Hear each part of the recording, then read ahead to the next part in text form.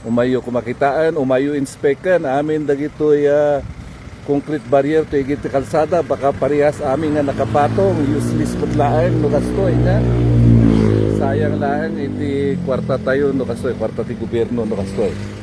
Ganito na lamang ang nasabi ni Sablan Mayor Alfredo Dacumos Jr. nang bisitahin ang pinangyarihan ng insidente sa Barangay Kalot, Sablan, Benguet noong June 29. Kinasangkutan ito ng isang pick-up na nahulog sa isang bangin. Ayon sa alkalde, hindi na raw dapat pang humantong sa pagkahulog ng sasakyan ang insidente kung matibay daw ang concrete barrier sa kanilang lugar.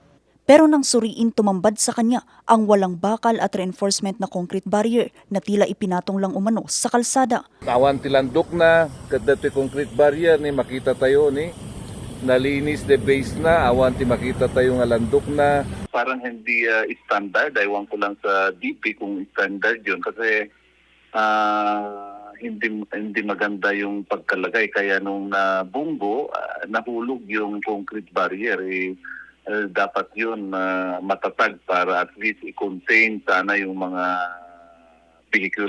vehicle natin pag ganun na ma-discretion sa lugar na yun. Sa ngayon, naglagay na ng plastic barrier ang DPWH sa lugar ng insidente pero hindi kumbinsido rito ang alkalde. For temporary lang yung plastic para ano. Kasi magaan lang yung plastic, ilinagay lang doon para makita na ano yun, bangin yun. Isasama natin sa request natin na dapat i-assist lahat yung concrete barrier, baka lahat ganun nakapatong lang. So, delikado para makita nila kung anong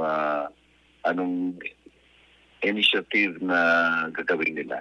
Nakipag-ugnayan na rin ang lokal na pamahalaan sa mga kinaukulang ahensya upang masuri ang kalidad at pagkakakabit ng mga barrier at makapaglatag ng mas matibay at mas pangmatagalang solusyon para sa kaligtasan ng mga motorista.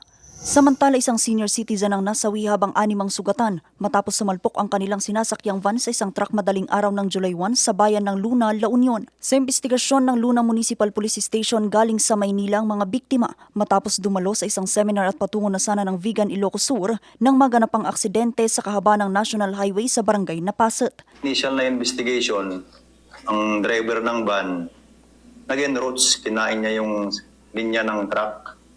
At ito'y nalimpungatan na nalang nagkabanggaan na lang sa lugar ng pangyayari.